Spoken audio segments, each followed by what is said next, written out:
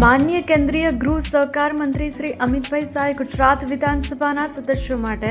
325 કરોડના અંદાજિત ખર્ચે ગાંધીનગર ખાતે કુલ 28,576 ચોરસ મીટરમાં નવનિર્મિત સુવિધાસભર નિવાસ સંકુલનું ભાઈબીજના પવિત્ર પર્વે લોકાર્પણ કર્યું હતું.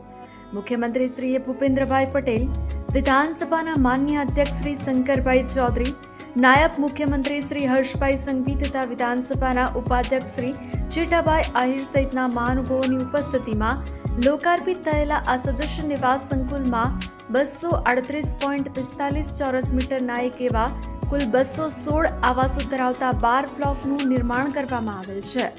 મહાનુભાવો દ્વારા આ અવસરે સદસ્ય નિવાસ સંકુલના પરિસરમાં વૃક્ષારોપણ કરવામાં આવ્યું હતું. આધુનિક સમયની જરૂરિયાતને ધ્યાનમાં રાખીને તૈયાર કરવામાં આવેલા સદસ્ય નિવાસ સંકુલમાં માનનીય વડાપ્રધાન શ્રી નરેન્દ્રભાઈ મોદીએ